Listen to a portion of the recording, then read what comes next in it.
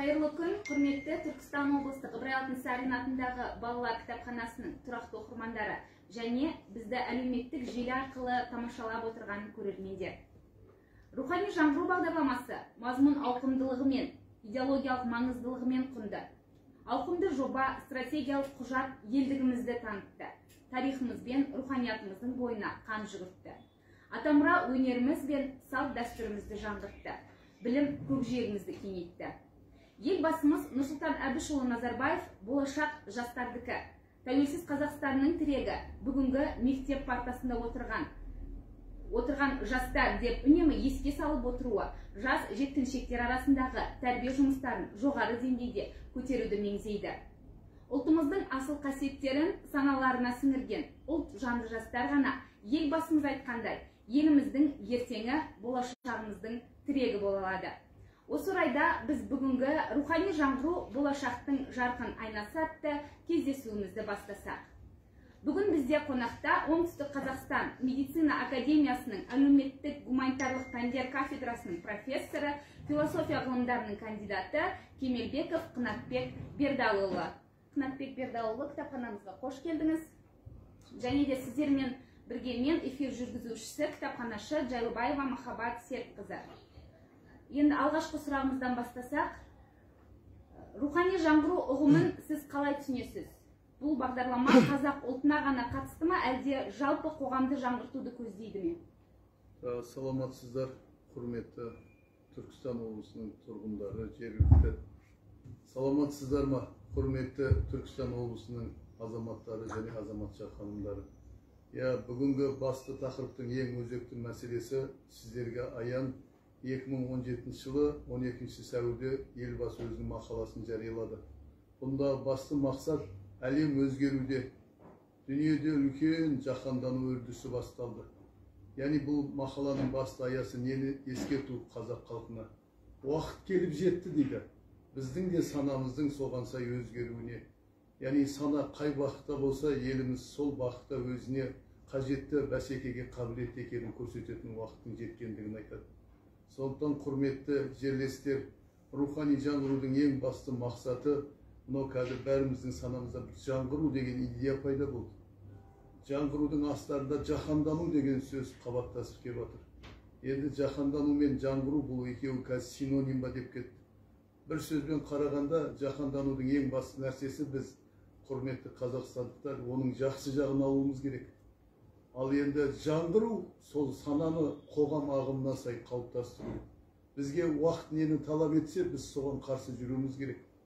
Демек, 20 ғасырдың аяғындағы біздегі үндестік 21 ғасырда нені көрсетіп отыр? Бәсекеге қабілетті ел болуды. Ата-бабаларымыз армандаған егемендікке қазақ елі қол жеткізді Алланың қолдауының арқасында. Енді алда үлкен дүрбелең кезең басталды. Тәуелсіздіктің 25 жылдығына аяқ бастық деп қуанып атқан кезде елбасы қоғамдық сананың өзгеруіне қажетті заңдылықтардың бар екендігін айтты. Соның бірі осы рухани жаңғыру. Енді рухани жаңғыру бізге не береді? Біз әлемге, құрметті қазақстандықтар, мәдениетімізді танытатын елге айналуымыз керек. Әлем бізді төл мәдениетімізбен танитын ел екенін білу керек. Ол үшін не керек? Қазір қарасаңыздар, жаһандану біздің ұлттық санамызға қажетті бақытты бере алмады. Әрине, бұл жаһандану біздің қазақстандықтардың ең басты мақсатындағы рухани жаңғырудың ішінде қажетті бақыттарды айтып отыр. Себеп сананы дамыту үшін біздің мемлекет сол санадағы жолды өзіне бақыт бағдар етіп қабылдау. Біздің қазіргі бар мүмкіндігіміз бізге рухани жаңғыру не береді? Яғни мемлекетіміздегі тілдік мәртебені дамыта отырып, мемлекеттік тіліміз болар ісі болып бояуы сіңген 120 ұлттың ішіндегі өмір сүріп атқан ұлттарға бірегейлікті көрсету керек. Екіншіден, рухани жаңғырудағы бұл біздің ұлттық мақсатымызға сай келетіні. Әлемнің қазір 70% ағылшын тілінде сөйлейді. 70% ағылшын тілінде құжаттарды қабылдайды. Демек, уақыт жетті дейді. Жастарымыздың ағылшын тілін білуге ұмтылысын неғылу, жандандыру. Бұл қазіргі заманның уақыт талабынан туындаған мәселе. Үшіншіден, қазақстандықтарға айтарымыз, енді біз кеше КСРОда 70 жыл өмір сүрдік. Ол тарихтың заңдылығы. сол 70 жыл өмір сүргенде КСРО-ның халықтарымен біз орыс тілінде қарым-қатынаста болдық. Демек сол 14 одақтас республиканың халықтарымен қарым-қатынастық деңгейде болу үшін орыс тілінің сол тмд халықтарымен араласатын тіл ретінде түсінікпен қабылдауымыз керек. Демек бүгінгі өскелең ұрпақ рухани жаңғырудың аясында өзіміздің ұлттық тілімізді дамыта отырып, ағылшын тіліміздің өрісін кеңейте отырып, тмд халықтарының қарым-қатынасы орыс тілінде қажетті екенін білу қарыз. Сондықтан рухани жаңғыру, құрметті жерлестер, бұл біздің мемлекетіміздің ұлттық мүддесін дамытуға арналған бірден бір құжат деген ұғым болу керек. Уақыттың келіп жеткендігін айтады. Яғни бүгінгі заман, қазақта нақыл сөз бар ғой, темірді қызған кезде бастайды, суығасын ол қалпына келмейді. Демек бүгінгі елбасының айтып отқан нәрсесі төл мәдениетімізді дамытатын уақыттың келгендігі, белді бекем буып, әлемге өзіміздің кім екендігімізді. Тарихта бір мынандай қанат сөз бар. Біз өткен тарихымыздан ұялатын еш нәрсе жоқ. Құрметті қазақстандықтар, біздің өткен тарихымыздан мақтанатын нәрсе көп. Соны мына бүгінгі өскелең ұрпаққа біз паш етуіміз керек. Мағжан Жұмабаев ағамыздың қанатты сөзі бар. Яғни мен жастарға сенемін деп. Елбасы қазір сол сөзді үлкен символға айналдырып отыр. Біз мемлекетті қазақстандықтарға жастардың басқарушы моделін айналдыратын ұрпақты тәрбиелеуіміз керек. Себебі жастарымыз ертеңгі елді басқарып кете алатын ұрпақ моделінде үлкен маман иесі болу керек. Сондықтан өткен тарихымыздағы қанатты тәрбиелі сөздерді айта отырып, 21 ғасырда Қазақстанның ең үлкен арманы бәсекеге қабілетті елге айналдыру екенін жастарға символ ретінде жеткізу. Сондықтан рухани жаңғыру бұл біздің ұлттық мүддемізді дамытатын, бірден бір дұрыс жолға бағыт бағдар беретін, кешегі төл мәдениетіміздің жақсы жақтарын ала отырып, бүгінгі аманатты неғылу ұрпаққа паш етіп беру. Сондықтан осы мақсатта түсінгендеріңіз дұрыс болады дейміз. Демек бұл бағыт бізге дер кезінде келген модель деп ойлаңыздар. Себебі әрбір заманның өзінің бағыт беретін моделі болады. Аталарымыз айтады ғой, біздің заманның моделі деп. Енді 21 ғасырдың моделі осы рухани жаңғырудың ұғымдарын дамыта отырып, ұлттық мүддемізді қалыптастыру. Бұл жерде бір нәрсені айтып кетейік. Тәрбие неден басталады? Отбасынан басталады. Рухани жаңғыруға бүкіл қазақстандықтар отбасынан басталатын ұғымның төл мәдениетін өзінің негізгі бағытына алмайынша, бұл ертең қазақстандыққа дұрыс бағыт бағдар береді деп айта алмаймыз. Сондықтан бұған бүкіл қазақстандық отандық сүйушілер өзінің отбасынан ұлттық мәдениетіне қажетті есім беру керек, бағыт бағдарын. Сонда біз бәсекеге қабілетті ұлтымызды тәрбиелей аламыз деген сөзді айта аламыз. Рахмет. Жалпы рухани жаңғыру деген ұғым ой санаңызды қаншалықты өзгертті деп ойлайсыз? Енді құрметті жерлестер, енді қараңыздар, рухани сана бізге не үшін керек? Біз кешегі күнге дейін, енді біз өзімізді алайық, біз 70 жыл бойы бір нәрседе оқыдық. Орыс тілін білмесек, ертең адам бола алмаймыз. Орыс тілін білмесек, маман бола алмаймыз.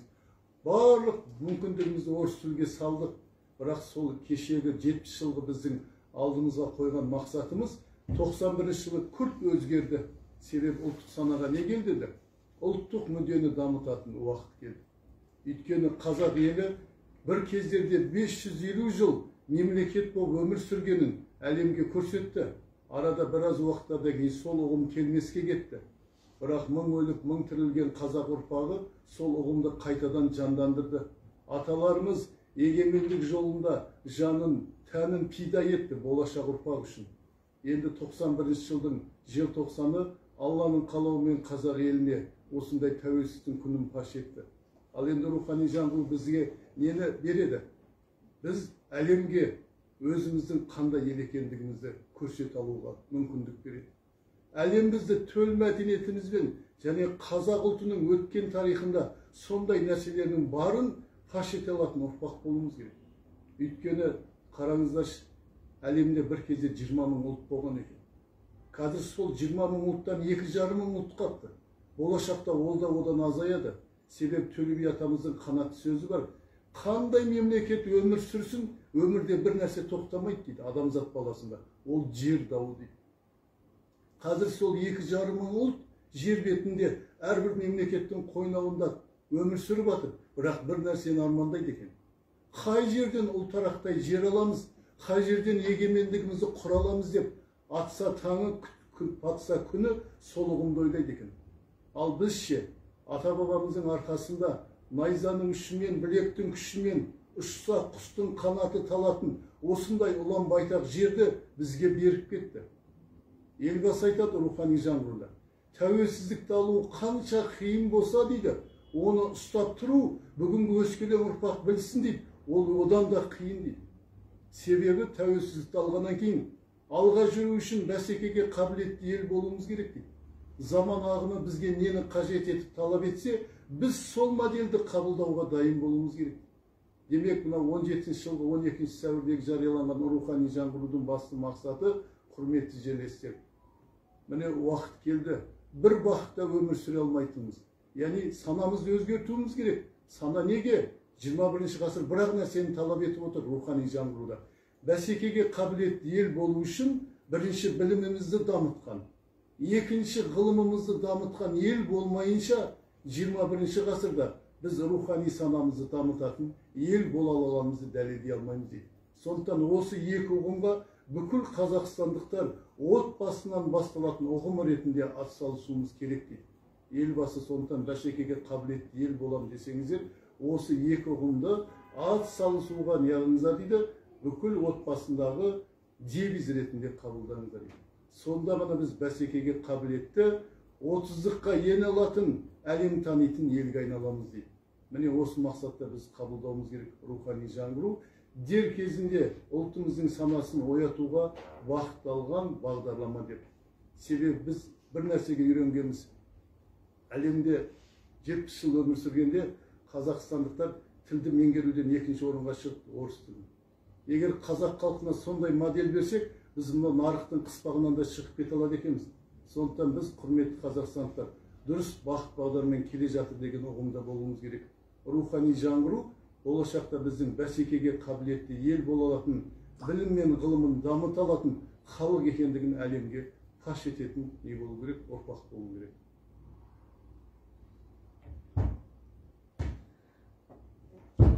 Келесі сұрағымыз, рухани жаңғыру бағдарламасының негізгі мән мағынасына ауыссақ, көпшілік рухани жаңғырудың түпкі мақсатын дұрыс түсіне ме? Енді құрметті жерлестер, біз бірінші нәрседе бір нәрсені айтып кетейік. Бәсекеге қабілетті ел болу үшін білім даму керек дейміз. Ал білім өзінен өзі дамый ма? Мәселен алыңыздар. Біз 70 жыл өмір сүрдік. 70 жыл өмір сүрдік КСРО-да. Енді ашығын айтайық. Егемендік алғалы бері біз рухани жаңғыруда қандай жетістіктер дамытатын елге айналдық. Енді бұл рухани жаңғыру тәуелсіздіктің 25 жылдығымен тұспа-тұс келіп отыр ғой. Біз 34 мемлекетке сол 25 жылдың ішінде жастарымызды оқытуға жібере алатын мүмкіндік алыппыз. 34 мемлекетте біздің жастарымыз 87 мамандық бойынша оқып жатыр екен. Соның қазір 10 мыңдай түлектері елге оралыпты. Бұл Қазақстанның тарихында бұрын соңды болмаған көрсеткіш. Демек қазіргі рухани жаңғырудың басты мақсаты білімімізге біз бағыт бағдар беріп жатырмыз. Себебі әлемнің 34 мемлекетінде біздің қазақтың немесе қазақстандықтардың балдары оқымаған. Бұл тарихи шындық. Міне оны мемлекет өзінің қаржысын алып отыр. Бізде болашақ деген бағдарлама қабылданды. Енді сіздер қараңыздар, сол болашақ бағдарламасы шетелде оқып жатқан әлемдік гранттағы бір балаға жылына 60 мың доллар төлейді екен. Ал сол 60 мың долларды 5 жылға көбейтіңіздер. Мемлекет білім үшін болашақ бағдарламасына үлкен қаржы жұмсап жатыр. А соңында басты мақсат сол алған біліммен түбінде елге маман болып оралсын дейді. Ал ішінде енді жасыратын түгі жоқ, барып оқыған қазақстандықтардың біраз пайызы қалуға әрекет жасап жатыр екен. Сонда елбасы айтады, қалам дейтіндерді дейді, оларды не қылмаңыздар, мазаламаңыздар дейді. Себебі қазақтың қанатты сөзі бар дейді. Аққу көлін аңсайды дейді. Азамат күндердің бір күнінде туған жерін аңсайды дейді. Сол шетелге кеткен маманымыз оқып, тоқып, ол жердің бүкіл дәстүрін, білімін игергеннен кейін күндердің бір күнде туған елге деген сағыныш оянады дейді. Сол кезде ол қандай маман болып елге оралады дейді. жан жақты дамыған дәстүрлі тәжірибелі маман бұл. Сондықтан қазақтың дейді, қанында бар дейді, түбінде туған елге оралу. Осы жағына да құлақ асыңыздар дейді. Сондықтан рухани жаңғыруда мынау істеліп жатқан істер қазір білімге бағыт бағдар беріп жатқан, бұның бәрі мемлекеттің болашақ бағдарламасының аясындағы үлкен бағыт деп түсініңіздер. Сондықтан рухани бағдарлама, рухани жаңғыру бүгінгі Қазақстанның бәсекеге қабілетті ел болуына бірден бір бағыт берген құжат. Бұл жерде бір тарихтың бір мысалын айтып кетейік. Сіздер Жапония деген елді білесіздер. Қазір әлемде 10-ға енген мемлекет. Сол Жапония бір кезде бір сияқты әлжуаз ел болды, мемлекет болды. 1945 жылы Жапонияға 6-9 тамызда Америка құрама штаттары Хиросима Нагасаки қаласына атом бомбасын тастады. Әлемге өздерінің қаруының күшін көрсеткісі келді. Бірақ сол кезде Жапония олар үшін әлжуаз мемлекет еді. Сол кезде Жапон халқы не істеді? Атом қаруынан құмырсқадай қырылды. Бірақ Жапон халқы бірақ үндеуді шешім жасады. Біз болашақта әлемге танылатын ел болсақ, біліміміз бен ғылымымызды дамытайық, соған реформа жасайық. Сөйтіп 45 жылға 6-9 тамыздағы көрініс Жапон елін 180 градусқа білім мен ғылымын дамытуға оятты. Енді қараңыздар, Жапон елі қазір әлемде білім мен ғылымды дамытатын елдердің алдыңғы үштік санатында тұр екен. Себебі бізде мынандай ұран бар. Біз басымызға таяқ болып тимеген нәрсені модель ретінде қабылдамаймыз. Бірақ жаһандануда мына нәрсені ұмытпаңыздар. Әр елдің озық жетістікке жеткен жағын модель ретінде алуымыз керек. Сонда Жапон елі 10 жылдың ішінде Хиросима мен Нагасакидің бүкіл ауыртпалығын аяғынан тұрғызып, енді білім мен ғылымымызды дамытатын әлемде өркениетті елдің бірі боламыз деп. Қараңыздар, қазір Жапонияда ғылым саласында, білім саласында мамандарға жасалып жатқан құрмет. Алла нәсіп етсе, ертең енді барасыздар ғой, бармағандар кітаптан оқыңыздар. Жапонияда әрбір автобусқа кірсеңіздер, ұстаз отыратын орын бар екен. Ұстаз отыратын орын деп жазып қойды екен. Өйткені білімнің маманын олар қатты қадірлейді екен. Ал бізде ше, ұстаз кім? Бізде ұстаз ең төменгі санаттағы адам. Өйткені облыста, қалада, ауданда іс-шара жасайтын болсақ, біз ұстазды жинаймыз жиналыста. Сайлау өткізетін болсақ, ұстазды шақырамыз. Елбасы келетін болса, ұстазды стадионға оқушылармен жинаймыз. Бізде ұстаз кім? Сол істелетін істің жетекші маман емес, соны көрсететін бір құрал сияқты болып қалды.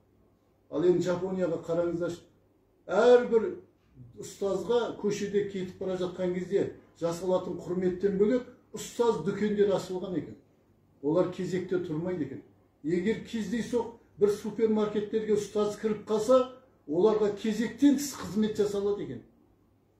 А бізде кім ұстаз? Міне жаһандану осындай жағын, мынау қызметте үлкен жауар жақта отырған саналы азаматтар да жаһандану жақсы жағын өз кабинетінде, өз басқармасында модель ретінде қабылдаса, ол нұр үстіне нұр болар еді. Бізде қазір осы ұстаздың білімін қадірлемеудің салдары шығар, өскелең ұрпақтарымыз да ұстаздарға немқұрай қарайды. Біз қараңыз, мектепке келгенде кім едік бәріміз? Кішкентай тарыдай балапан едік қой. Ал таудай болып шығуымызға бізге кім берді бақыт бағдар? Ұстаз ғой. Ұстаз болмаса біз кім болар едік қазір? Сол ұстаздың арқасында өмірде өз орнымызды таптық әрқайсымыз. Бірақ біз оны ұмытып жатырмыз. Себебі оған мән бермей жатырмыз. Сондықтан мына рухани жаңғыруда мен айтқым келеді, құрметті жерлестер. Ең басты мақсатымыз біздің рухани жаңғыру, білімге деген құштарлығымызды танытатын мамандарға деген құрметті жасау. Ал енді елбасы айтады, білім мен ғылымын дамытпайтын ел болашақта ол дейді, бәсекеге қабілетті ел боламайды дейді. Енді елбасы әр жолдауында айтады, менің істеп жатқан моделімнің бәрі дейді, кешегі қазақтың өткен тарихында істелмей кеткен, аяқталмай қалған істер дейді. Мәселен дейді, Абылай хан дегенден білесіздер ғой тарихта.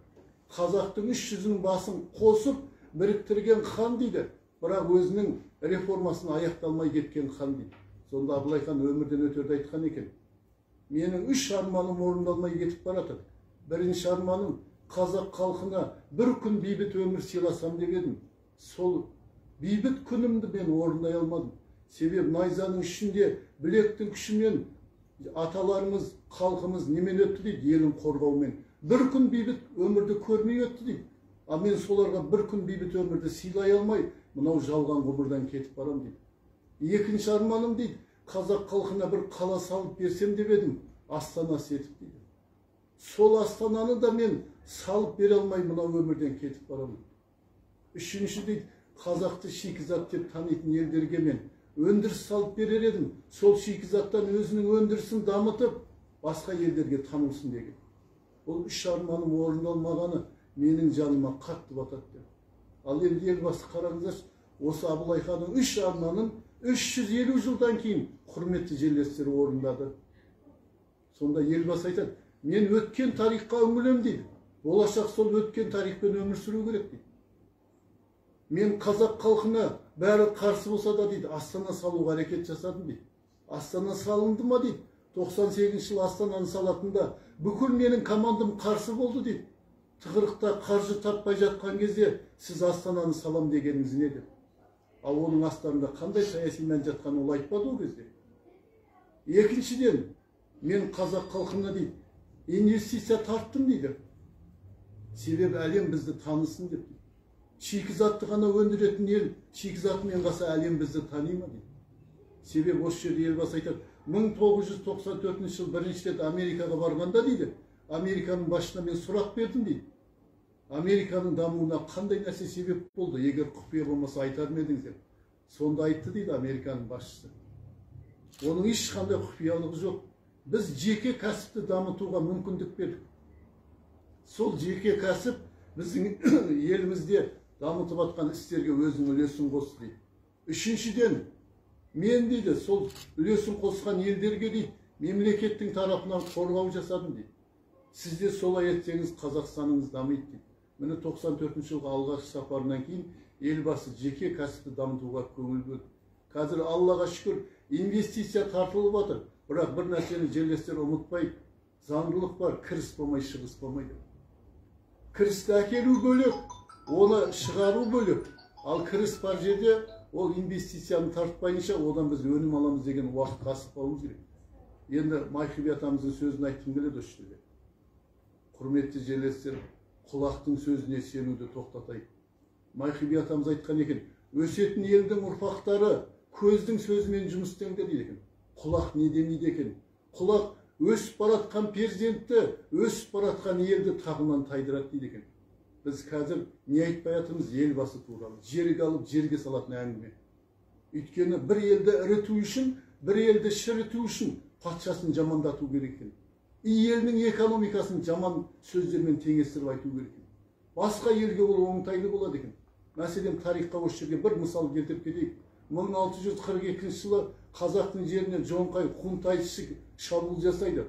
Сонда Қасым ханның, Есім ханның, Тәуке ханның мықтылығының арқасында кіремапты. Бірақ қараңыздар, жоңғарлар сол кезде не айтқан? Қазақ еліне де, жеріне де күн туатын, күн болады. Ол ауызбіршілік кеткен кезде деп. Біз сол күнді күтейік депті.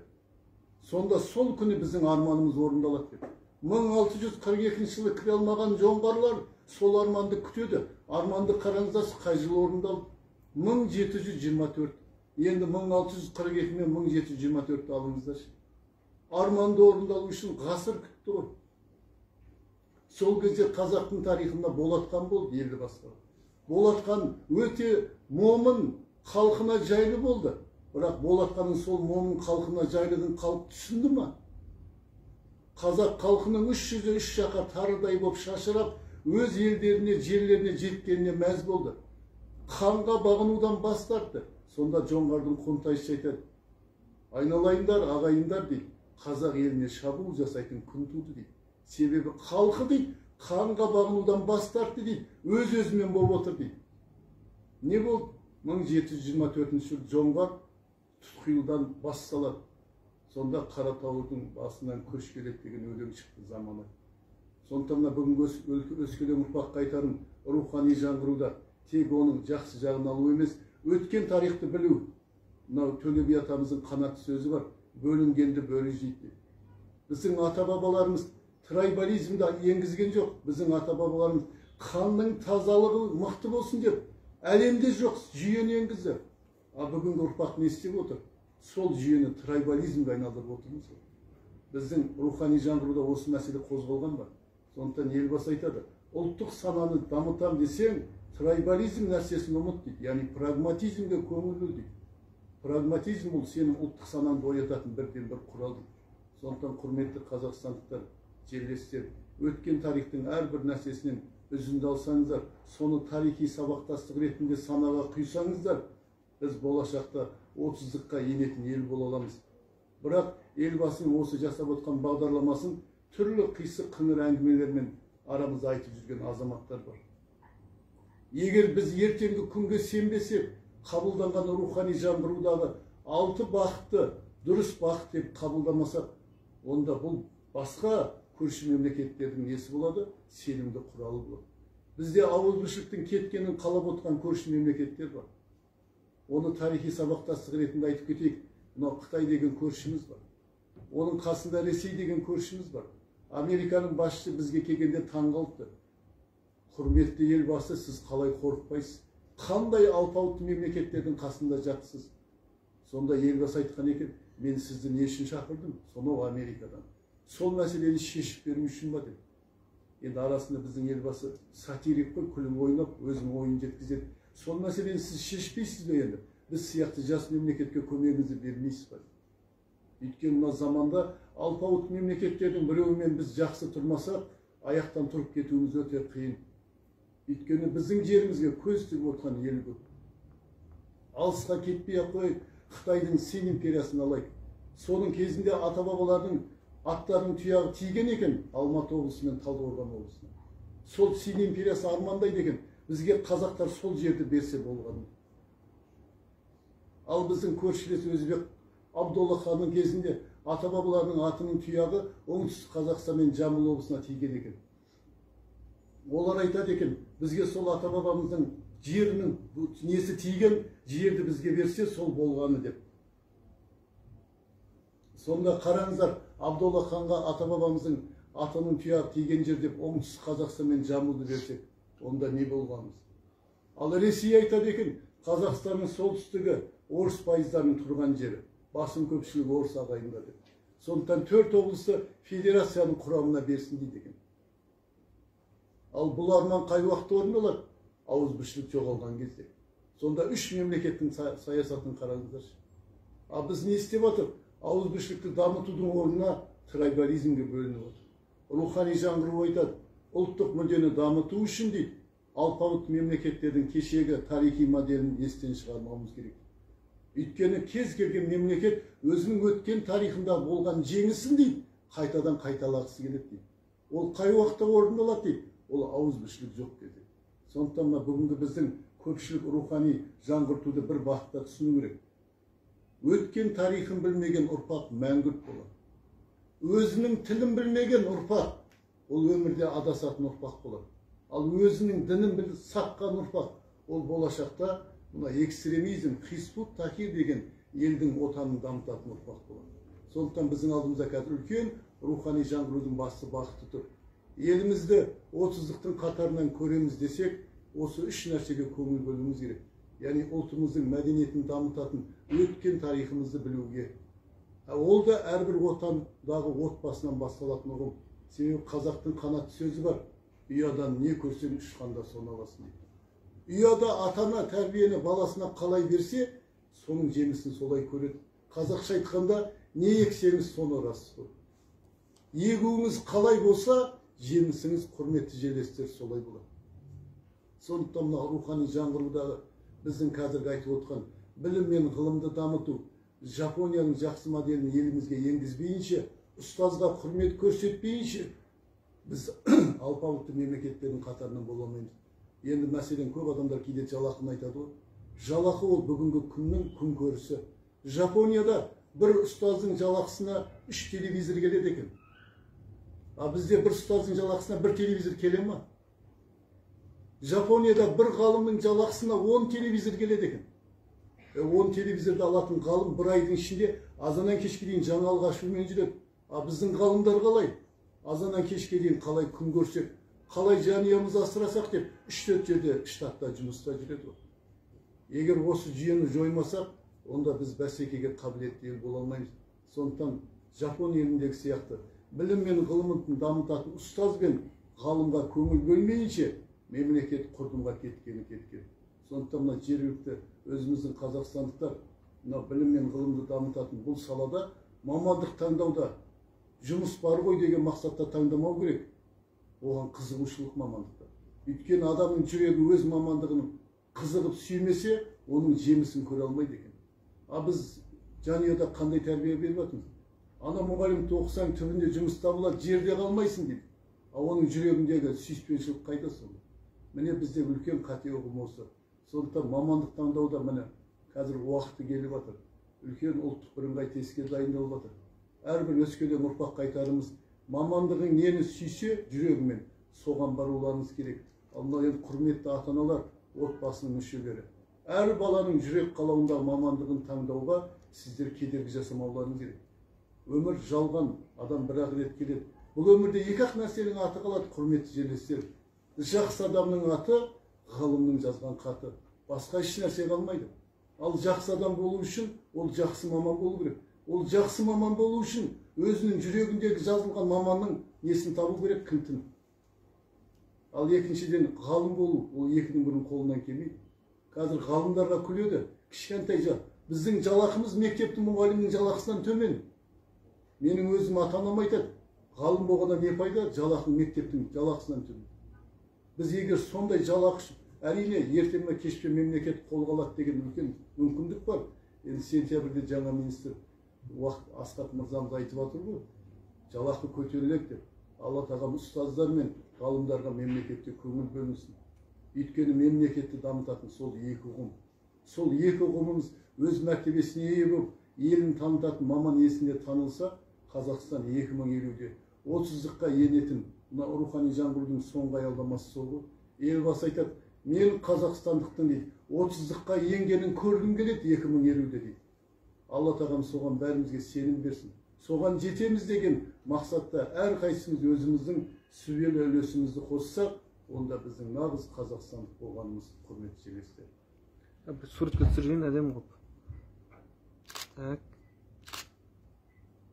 Рахмет үлкен.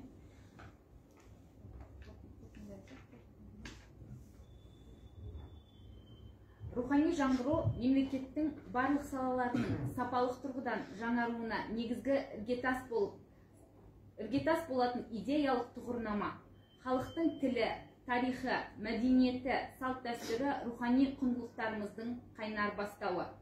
Ата-бабаларымыздың ұлттық кодын бізге жеткізетін қазақтың мәдени әлемі. Білімі мен тәрбиесі ғажайып түрде үндескен, ұлттық идеологиясы темір қазығына айналған табысты ел болуымыз үшін жақсылыққа ұмтылып, жаманшылықтан арылып, саналы түрде барлық қасиеттерімізді ізгілендіріп, сананы рухани жағынан үнемі жетілдіріп, дамытып отыруға тиістіміз. Қорытындылайсыз ба? Енді құрметті жерлестер, 90 ауыз сөздің тобықтай түйіні, бәрімізге берілген уақыт бар. Уақытпен жүреміз, уақытпен санасамыз. Енді рухани жаңғырудың алдында елбасы 2004 жылы мәдени бағдарламасын енгізген болатын. Сол мәдени мұраның аясында Қазақстанның аумағында тарихи мәдени ескерткіштерді қолға алу, кешегі ұмыт қалған ұрпақтарымыздағы ата-бабаларымыздың салып кеткен сараң жолын өскелең ұрпақ білсін деді. Ал 2013 жылы халық толқында деген бақыт бағдарламасын енгізді. Енді соның аясында 2017 жылы 12 сәуірде міне рухани жаңғыру сол екі бастаманың несі аяқтайтын үлкен бір бақыт болсын деді. Себебі мәдениетімізді дамытатын, әлемге төл мәдениетімізбен дамылған елге айналатын ұрпақ болуымыз керек деді. Сондықтан мына басты мақсатымыз рухани жаңғыру, біздің ұлттық мүддемізді көрсететін бақыт бағдарлық құшақ. Екіншіден, әлемге 30-қа енуімізге біз өзімізге бір идеология бермесек, сенім бермесек, ертең бізді ешкім не қыламайды, жетелемейді. Сондықтан мынау әлемде қазір Қазақстан 130 мемлекетте дипломатиялық несін ашыпты, посольствосында. Бұл деген сөз әлемнің 130 мемлекеті бізді мойындап отыр деген сөз. Енді соны ары қарай болашақта азайтпай емес, көбейту бұл бүгінгі рухани жаңғырудың басты мақсаты.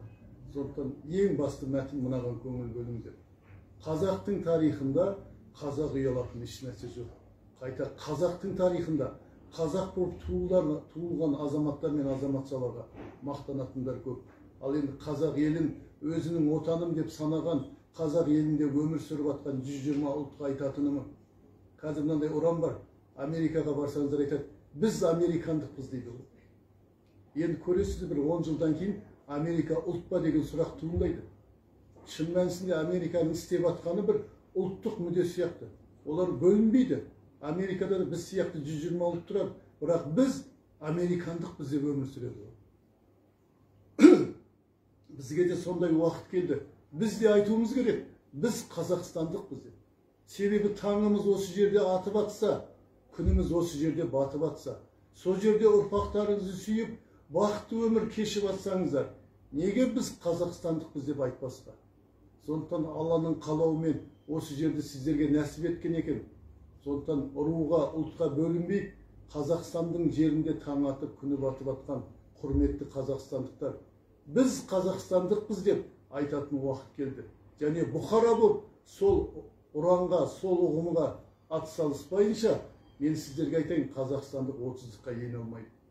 Ол жалғыз қазақ халқына емес, сол Қазақстандағы өмір сүріп атқан барлық ұлттардың символына айналу керек. Сонда біз болашақта қазақстандықпыз деп, және 30-қа енген Қазақстан мемлекеті деп айта аламыз. Осы нәрсені біз жүрегімізде бұқаралық не қылып алуымыз керек, ұран қылып. Сондықтан осыған атсалысады деген ниетпен сіздерді біз қазақстандықта бақытты өмір сүрейік, сол жерде ұрпағымыз өсірейік деген неге айналуымыз керек? Үлес қосатын азаматтар мен азаматшалардың санатына айналуымыз керек. Соған атсалысуға шақырамыз сіздерді. Үлкен рахмет. Құрметті Қанатбек Бердіұлы, бүгінгі сұхбатыңыз үшін сізге үлкен алғысымызды білдіреміз. Осымен біздің тікелей эфиріміз өз мәресіне жетті. Құрметті көрермендер, бізбен бірге болғандарыңыз үшін үлкен рахмет. Келесі кездескенше саламатта болыңыздар.